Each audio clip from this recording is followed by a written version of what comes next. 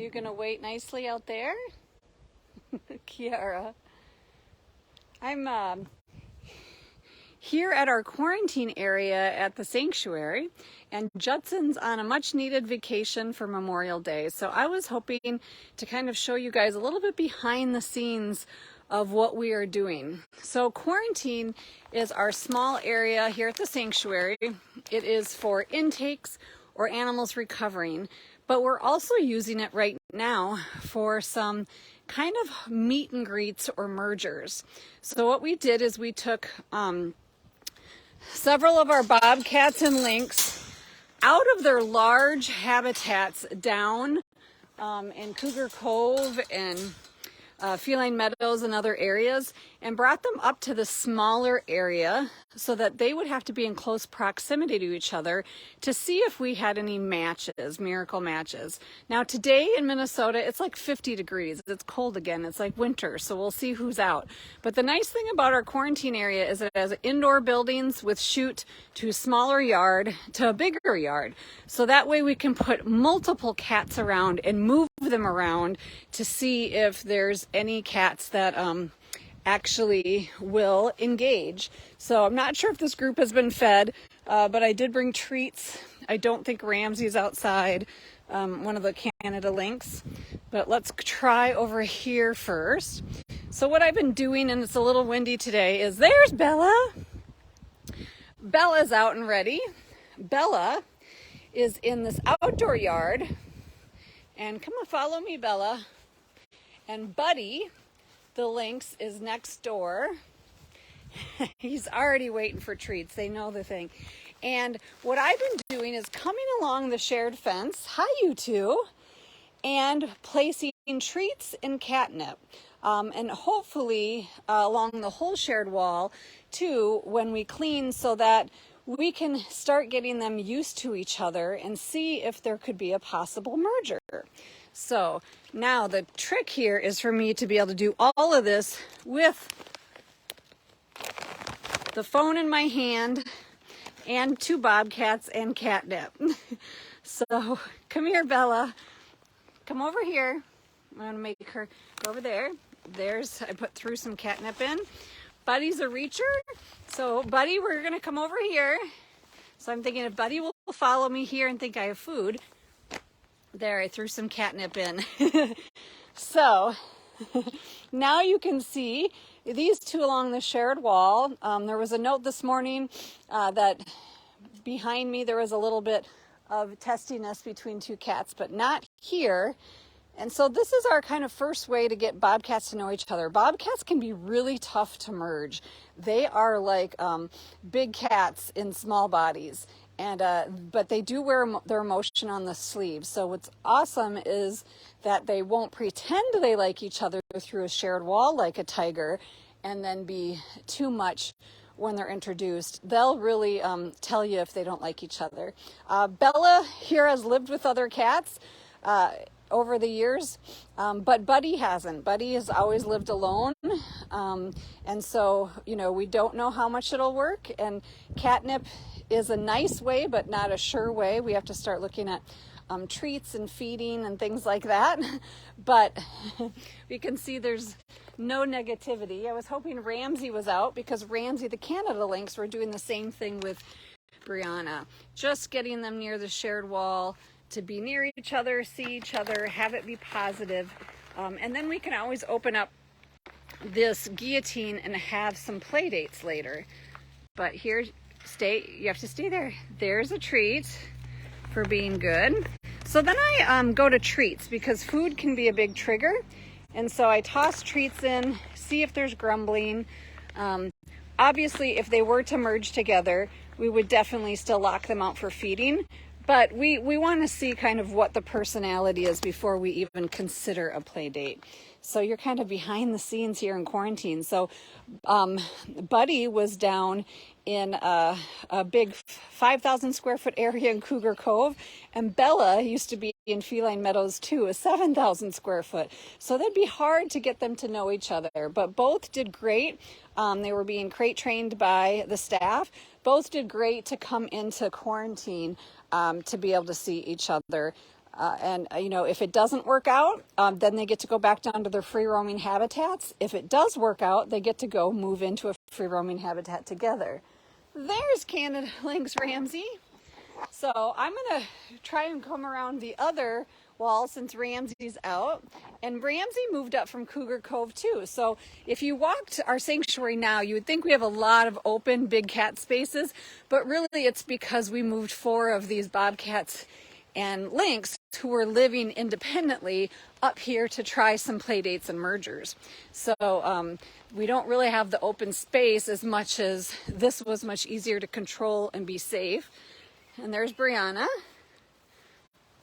All right, Ramsey, let's come to this shared wall. Let's see if Brianna will come down. Here comes Brianna thinking about it. Hi, Brianna. So we're going to do catnip first. There's catnip Ramsey. And Ramsey's a Canada lynx, but he's lived with bobcats before too. There's some catnip. Did you smell it? Did you smell it? And so Ramsey's a lot bigger than Brianna, but Brianna has lived with cats her whole life. The one thing we know about Brianna is she does not tolerate females, but she will tolerate males. I just dropped some treats. And Ramsey is older. He's definitely losing muscle mass. He's calmer, so we're thinking this might be a trial. So if you're just joining us, I'm in quarantine here at the Wildcat Sanctuary. I'm taking you behind the scenes of how we do some play dates and mergers with bobcats and a Canada lynx. They can be much more difficult than big cats or servals to merge, and so this allows us to move them into a smaller space where they can see each other and then have them for a couple weeks on the shared wall. We give them treats and catnip and things along the wall so that they get used to positive things happening when they're near each other. We start out with mesh on the wall too because we don't want any fingers or anything to get bit, any toes or feet. And so then the mesh can disappear as the next step, and then a play date. And what that is we have guillotine doors on all of these habitat spaces in quarantine, and they'll be able to explore each other's spaces. And then we'll be able to separate them if there's anything negative. So with bobcats, and Canada lynx, if we put them together and there's negative right away, we don't wait for it to pass like you might do domestic cats. We then actually just separate and realize it's not going to work. It's fine if there's some posturing, but if one goes after another, it usually escalates with wild animals. So instead we can separate them with shields, nets, loud noises work too, and a lot of times just going to routine, meaning bringing the food bucket and bringing them to their shift where they eat. Ramsey's rubbing in the catnip. Here, Brianna. There you go. I know that's a little in your face with that. You love your catnip. You're just like your treats more right now. And so Ramsey you're used to seeing in his big green habitat right next to the cheetahs, but he moved up here no problem at all, and he loves his hammock. He's been really sleeping in his hammock. He goes in and outdoors quite a bit. So I don't think he misses his big habitat for the short run we have of trying to merge him. I think this is quite enrichment for him because he gets new scenery, a new neighbor, new furniture. And both Canada lynx and bobcats love to scent mark and urine mark. So bringing them to a new space gives them a lot to do. Well, this was fun to show you. I'm going to take you around the rest of Wildcat Pines. I hope I don't lose you for service, so stay with me, but we'll go see some more bobcats and maybe even some servals in Wildcat Pines. So if you're just joining us, this is the Wildcat Sanctuary. We're in our quarantine area, and I was explaining how we do play dates and mergers with some of the small cats. We move them here temporarily and you can see they're being crate trained as well, so they can move back to their habitat right away if they need to. But this is a way we can put cats in close proximity. And also, if we decide Bella, hello beautiful Bella, and Buddy don't work, we have a way in the building to just shift one over and kind of rotate everybody around and try a different pairing on a shared wall. And this way they can kind of do it in their own time. Hi, gorgeous. And we're not forcing them to do anything, and we never force cats to live together. But there is a lot of stimulation when cats live together, even if they're not best friends, and they're more like brother or sister or annoying neighbors. As long as they're not hurting each other or negatively affecting their quality of life, living together can create a lot of mental stimulation in captivity. I know you're looking for more treats, Bella. All right, so it's just starting to rain here. It's amazing how this summer has only felt like summer a couple days. And also, you know, there's so many ways you can help the cats. For those that love it, our wish list is really important.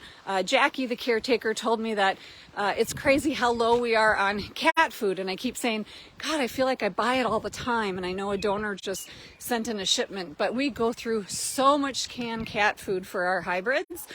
So that's on the wish list. I hear bobcats talking. Well, actually, I think that's Ramsey, the Canada lynx.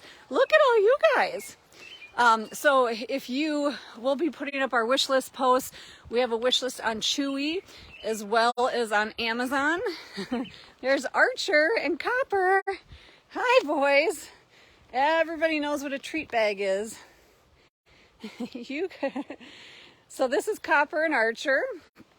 And these guys live up here in Wildcat Pines, and I think many of you that have been on the tour before via the live post with Judson know that we use as much vertical space in their habitats as possible too. So they have skywalk systems throughout their habitat.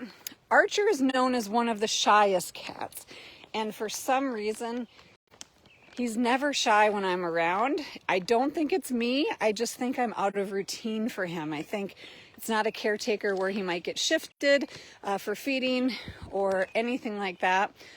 He's just always out and about with Copper when I'm here. So I'm going to put some treats in here, toss them in.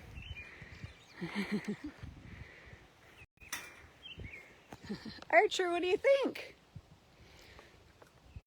What do you think, handsome? Yeah, it's always fun seeing the shy ones that you don't get to see a lot. Copper's on the left is always out and about. And so you'll want to stay tuned next week too. Next week we have ways that you can help the cats in fun ways, because it's summer season where cats need toys and pools. I'm sorry, the catnip kind of is blowing, so it's kind of blowing on you. And since bobcats love to scent mark, they are one of the cats that love catnip most of all of the exotic species. And you'll see them rolling it. Sometimes we don't see other cats react as much. I see Belvedere, Francis, and everybody in the next door habitat walking over there.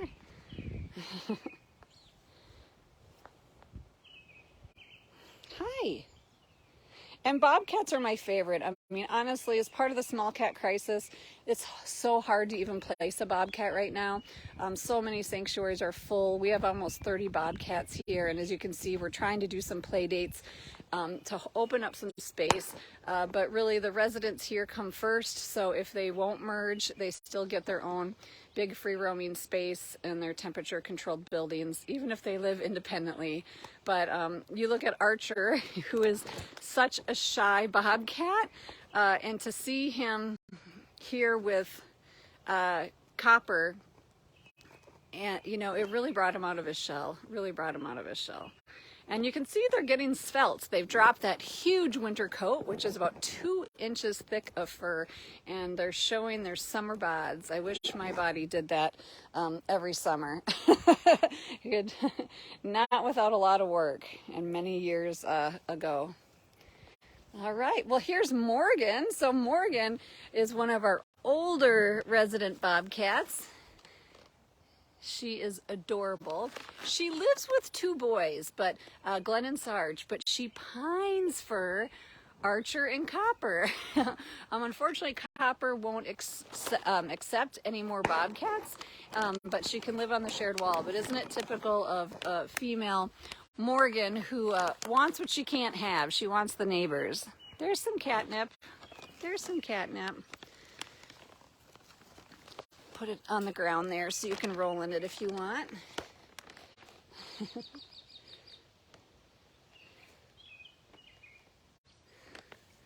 Good girl. I'll step away so you're not nervous. And then here is Sarge. And Glenn is usually up in his tree, but Sarge is taking a nice nap. So if you're here, we're the Wildcat Sanctuary. Many of you have been following Indy the tiger's story, but we are home to 130 residents, including almost 30 bobcats, you know, a lot of servals. We have cougars, we have a couple leopards, a lot of lions, and then also home to Bengals and savannas and things like that. So today we're taking a tour of our Wildcat Pines, which is our roofed area for bobcats. Some of our bobcats live in open tops, but in Wildcat Pines, this is where animals that we feel more secure in a roof, they need more cover, like trees. So Glenn, some of the unreleasable wildborns are here, or young spry like Sky and Celine that are still climbers, and we want to make sure we're always safe for them and the public. And you know, it's hard to fundraise for bobcats because a lot of people think every bobcat looks the same and they're not exotic looking like the tigers or the cheetahs. And honestly, nothing could be further from the truth. With all the bobcats we have here, no two are alike. They don't even look alike, in my opinion. They're very different personalities. And so being able to get to know each one is so great. And this is Sarge. Sarge came from California. He was a released pet and he's been pretty brave. He's now watching the food prep room. Glenn was from a rehabber, non-releasable. He's hiding somewhere in his favorite tree. And then this is, most of you see this, but this is how they're fed. So when cats live together, they're actually shifted out individually for feeding.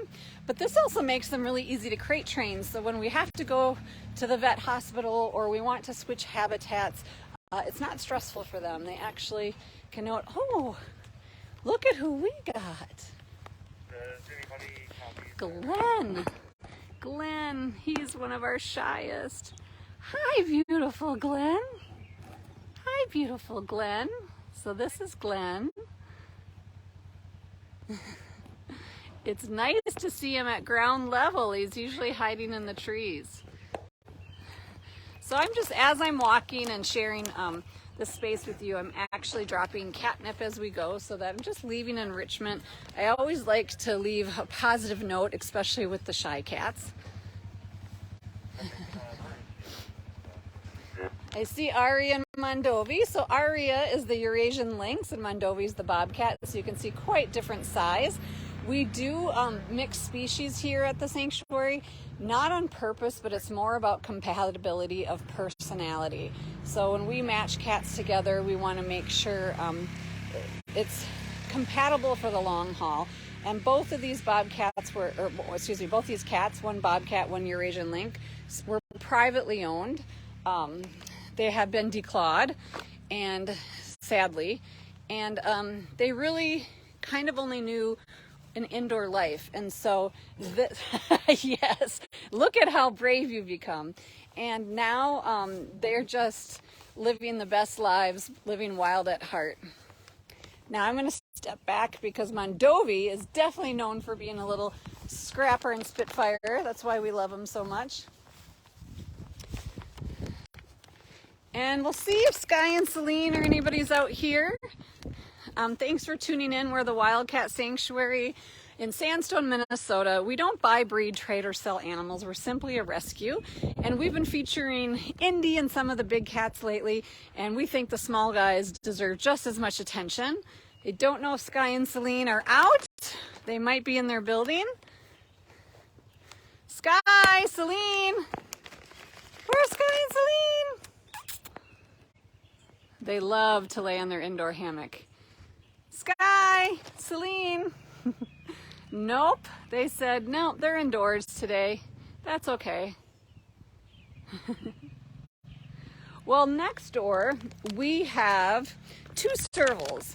And one, you know, if you watched Indy's story and she came from Arizona, Fiona is another exotic cat that came from Arizona. Fiona was a serval, a wild exotic cat found emaciated, dehydrated, and near death out in the desert in Arizona.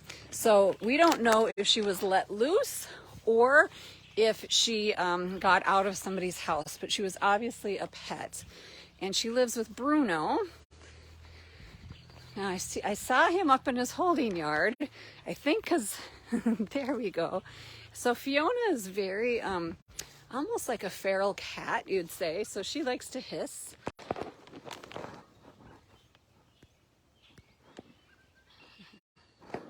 Hi, Fiona. She's absolutely beautiful, but we're so thankful because Southwest Wildlife was called for her as well when she was found abandoned in the desert. And she was nursed back to health. She needed a lot of medical care before she could be transferred here to our sanctuary. Oh, this is the problem. So living wild at heart means Bruno here caught his own wildlife. So he's being possessive over the rodent he caught in his mouth. And so Bruno, being a 3-legged serval, was also found at large.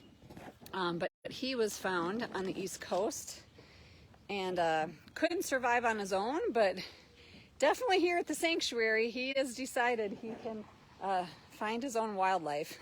So that happens, and I'll put in an observation just in case he doesn't want to eat his meal or anything like that. And I see that Fiona might be wanting to go in.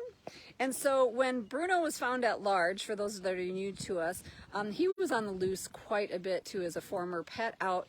A lady tried to help him, and he obviously had been hit by a car or something else, and he needed a full leg amputation. His leg was really crushed and broken. A cat is being a cat. I know it's not always fun to see, but Bruno has found his own treat and hopefully meal. I think Fiona's wanting to come in and interject, but this is a part about living wild at heart life and giving them open space. We do have birds and rodents and other things that go into their areas on their very own, and nature happens. And so at least here at the sanctuary, they don't have to be confined to concrete, don't have to be confined to an indoor bedroom. They get to be the cats they want to be, and Bruno sure has decided to do that. So you never know what you're going to see when you take a tour of the sanctuary. So, but you can be rest assured that animal is no longer with us. So Bruno is not torturing any animal. He was an efficient hunter, and now he's just doing what cats do. All right, so we're walking down. So I don't even think Bruno will want any of the catnip I have. Oops. And we'll check in on a few more.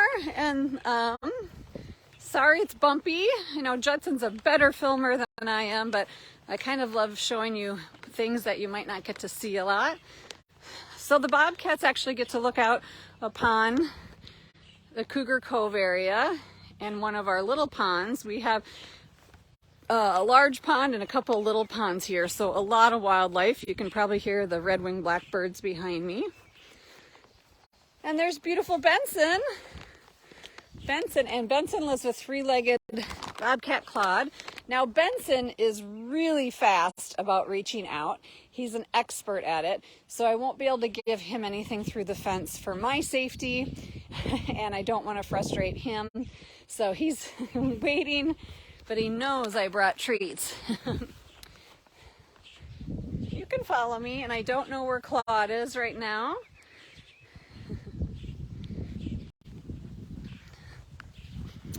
And one thing we do really talk with our caretakers and interns about is we treat every animal as if they have their claws. Luckily, we are seeing see a little red-winged blackbird right there. Luckily, we are seeing less and less owners forepaw and declaw their cats, and that is something we really like to see because it causes such severe arthritis, and so much of what we're treating in geriatric years is that really spondylosis and arthritis that are made worse by the declaws. This is Enzo. Enzo is hiding strategically. I think I ruined his strategy to go after some of the birds behind me. That actually might be Athena. A little far for me to see from here once they come up. Nobody's up on their catwalks there. I have to see who you are. I can't ID you until I get you closer. Alrighty. Well, you guys have seen most all the bobcats. You'll have to stay tuned this summer as we have some rescue vehicles. We are looking to expand our rescue and disaster services, not only to help our residents, but residents around the country that may need assistance during a disaster or might need transportation. So stay tuned when we talk more and more about that as well. So we'll kind of see if Bogart, Francis, I see Francis stalking me, and Autumn are kind of the last we'll see. Usually Autumn's up on the skywalk. And there's Francis. I'm being stalked by bobcats today. Belvedere is right behind that stump. So as long as they're not here, I can throw them some catnip.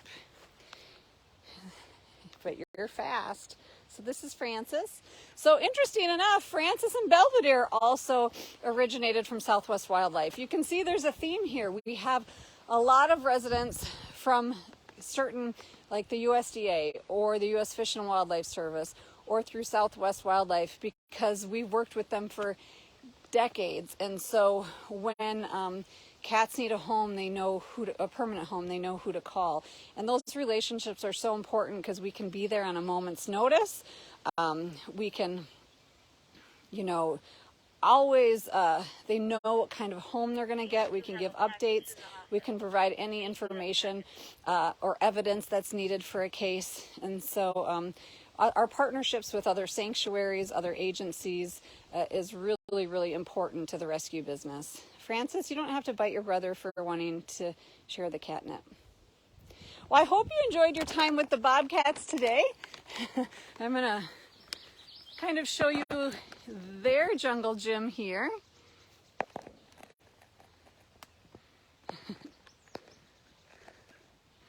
And Autumn, we'll close with Autumn, who's always at the top of his enclosure. Autumn is actually a native born bobcat to Minnesota family was all orphaned after being hit by a car, and he was just weeks old right before winter. And so the rehabber wanted to rehab and release him, but unfortunately he didn't have any hunting skills or a surrogate or any way to be a proficient hunter based on the timing. So he lives here with these two, and honestly they have found kinship, and so we're forever grateful for that. Well, thanks for tuning in today. Again, remember, check out our wish list both on Chewy and on Amazon. We'll post the link here and do another post today. I know it feels like we're always asking for cat food, cat litter, and other items, but to keep everybody's belly full, and we always want a stock supply in hand. We always keep a month of everything in, and I know people are asking, let everybody know who needs sponsors. I don't know off the top of my head, but as we talked about, it takes multiple sponsors to cover the costs of one resident here at the sanctuary.